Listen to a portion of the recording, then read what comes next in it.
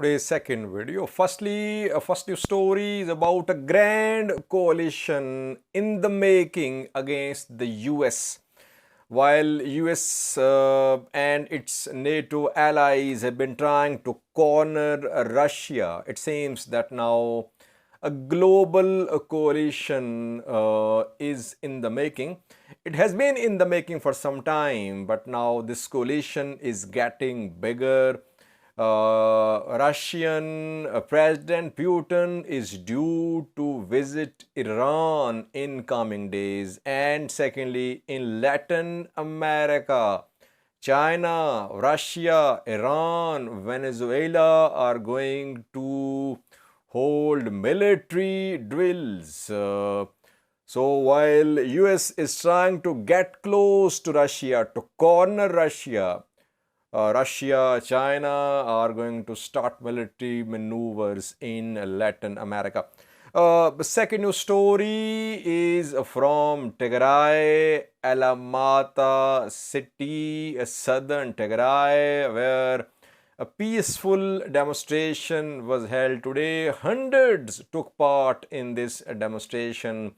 What was it about? Thirdly, Eskinder Nega, head of Baldiras party, who was in the US for the last 2 months, is back in Ethiopia. He arrived in Addis Ababa and then he made an announcement as well. He said that there was no time to waste and from tomorrow he'll start working.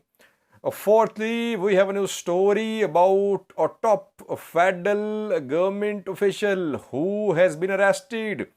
Mitiku Kassa is his name. Interestingly, this man, Mitiku Kassa, a few months ago accused Tigray government that Tigray government was involved in stealing aid, and today this man was arrested on corruption charges. And lastly, viewers, Eritrean government today shared national review, which is performance of Eritrean health sector and policies to counter environmental changes. This national review was submitted by Sophia Tesfemariam, who is Eritrean representative at UN. It was presented at a UN meeting, and after this presentation, UN has shared some observations about the performance of Eritrean health sector. It seems that UN is all praise for some achievements made by Eritrean government in health sector. Firstly, first news story is about a grand global coalition in the making against the US. Russia has been accusing US that US-led NATO's expansion towards Russia was an attempt to corner Russia. That is why Russia-Ukraine conflict broke out. Now, while US is trying to get close to Russia, Russia is going to get close to US. In August, firstly, Russia, China, Venezuela, Iran, and some other countries will hold military drills in Latin America. So this is being seen as an attempt to form global coalition against the US.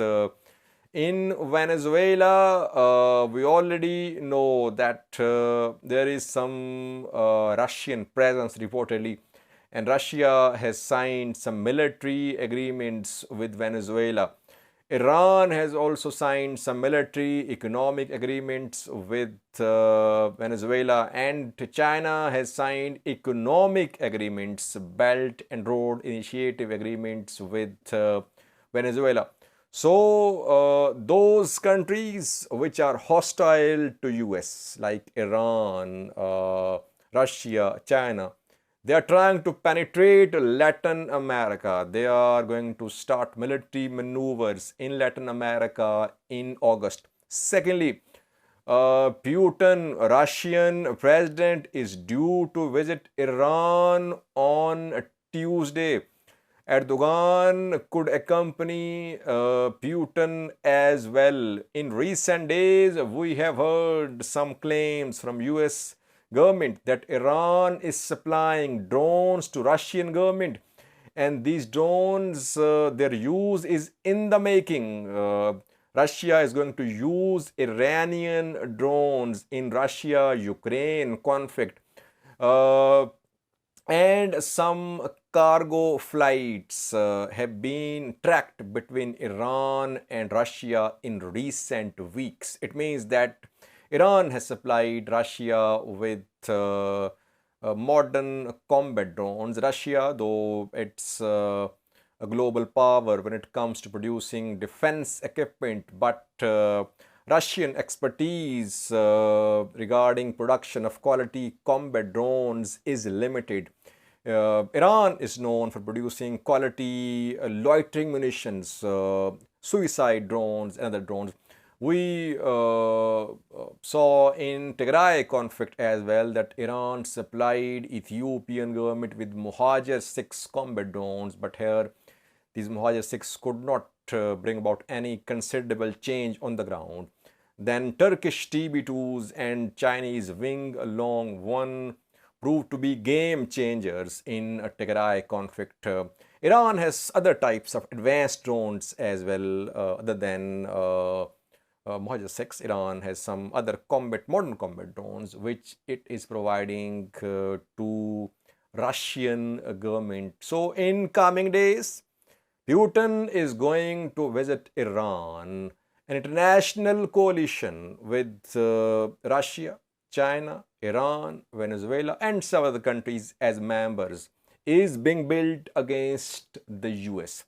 If this coalition becomes bigger and stronger, we could see African countries join this coalition as well.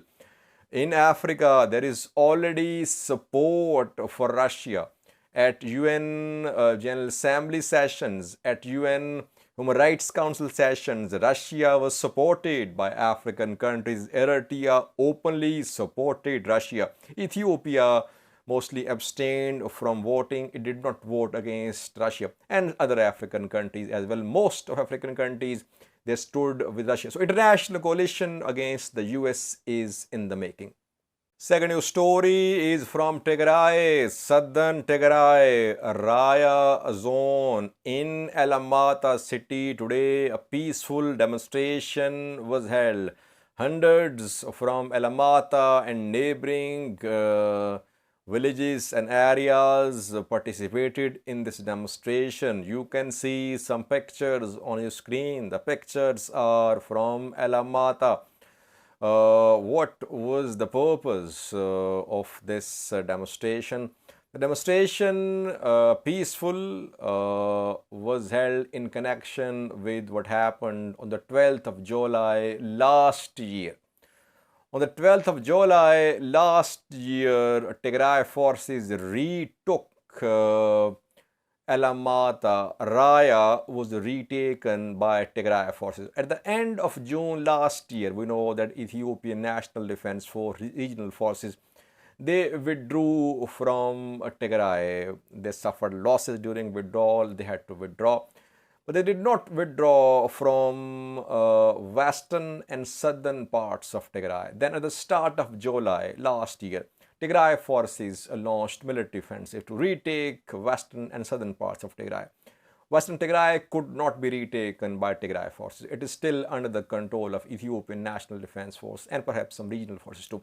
But southern Tigray, Koram, Alamata were retaken by Tigray Defense Force. That is why yesterday was the first anniversary of the retaking of Raya by Tigray Defense Force. That is why this celebratory demonstration was held in Alamata today. Yesterday, Getachew shared a tweet as well, and he showed a picture of Tadesse Varade, other TDF channels. He was also shown in the picture.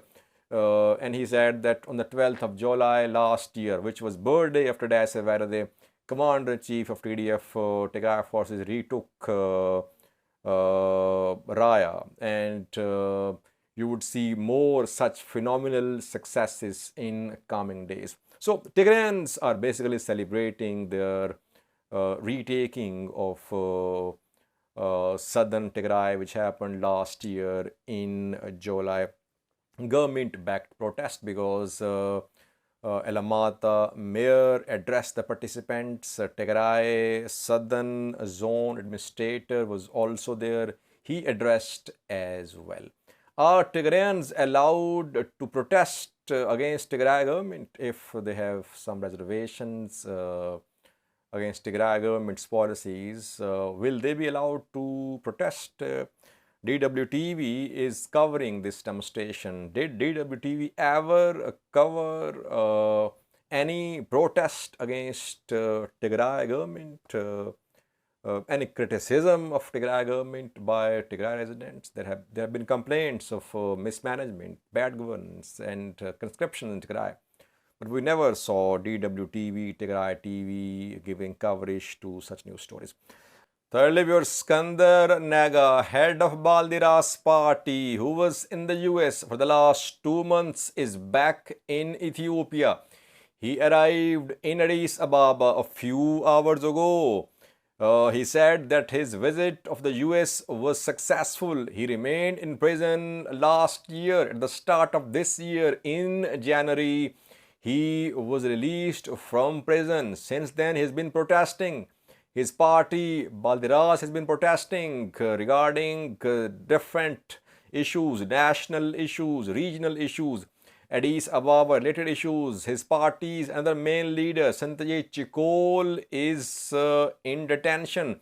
He was arrested more than a month ago, released, again arrested. Now Eskinder Nega is back. And if you remember, last week he shared a picture from Sri Lanka. In Sri Lanka, angry people stormed presidential residence. President fled the palace and he fled the country as well, reportedly. Eskinder Nega shared a picture, a video from Sri Lanka, and saying that it is his dream. So he wants the people of Ethiopia to storm Prime Minister Palace, Presidential Palace. That is what he's dreaming about. Question is, will he pursue this dream now when he is back in Ethiopia? After his arrival, he said that he did not have any time to waste, and from tomorrow he would start working. What will he do from tomorrow? That remains to be seen. But Eskinder Nega is back in Ethiopia. Fourthly, viewers, very important news story is about a top Ethiopian government official who has been arrested. Who is this man? His name is Mitiku Kassa, head of Ethiopian National Disaster and Risk Management Commission, NDRMC. Mitiku Kassa has been heading this commission for some time, and this commission is in charge of aid distribution for internally displaced persons. Mitiku Kassa has been arrested on charges of corruption. Federal police arrested him. Ethiopian government has confirmed his arrest. And it is being said that he was conspiring with an NGO and both embezzled money. Name of the NGO is Al-Shade NGO and Mitiku Kassa. They jointly embezzled government funds meant for IDPs. This Al-Shade NGO took some clothes, food items for distribution to IDPs in Hawassa, Adama, Erba, but these items were not distributed. NGO sold these items and NGO bought a house for Mitiku Kassa. These are allegations, corruption allegations against Mitiku Kassa. He is under investigation now. Now, very important point is that I remember a few months ago, Mitiku Kassa leveled allegations against Tigray People Liberation Front. He said Tigray People Liberation Front, Tigray government were stealing aid, and there was no shortage of fuel, shortage of aid being delivered to Tigray. Rather, the food, the medicine, the aid items were being stolen by Tigray government. He accused Tigray government without sharing any evidence, and now he has been arrested on corruption charges. It's very tragic that the aid which is meant for those who have lost everything is being stolen. I mean, IDPs are the citizens or the people who are suffering most in Ethiopia. They have no houses. They're dependent on food. They're dependent on aid agencies, on the government for food, for clothing. And this aid is being stolen. It's tragic. He should be investigated. If he's involved, I think strict action should be taken. Interestingly, 2 days ago, two Addis Ababa city cabinet members were also arrested and they were accused of trying to influence Addis Ababa condominium lottery. The names are Mulukin Hapto, Yasmin, Vihab Rebi. They are also under investigation. Condominium lottery has become controversial because it is being said that these two individuals, they tried to control the process of distribution of houses in Addis Ababa condominium. Lastly, viewers, UN officials, UN seems to be all praise for Eritrean government. Eritrea today submitted voluntary national review, which is performance of Eritrean health sector and its policies to control environmental issues. This review was submitted at high level political forum HLPF of the UN. And Sofia Tesfamariam, Eritrean representative at UN, presented this review. After this review, which is a voluntary review by Eritrean government, Eritrean government is showing its performance in health sector. After this review, we saw statements from UN officials who are all praised for Eritrean government. What are they saying? They say that Eritrea has made major gains against malaria, tuberculosis, HIV, and tropical diseases. Child mortality, maternal mortality rates have been reduced significantly in Eritrea, and ecosystems are being restored. Routine vaccination rates are almost universal in Eritrea. So Eritrean health sector's performance is being acknowledged by UN officials after this voluntary national review submitted by Eritrean representative at UN.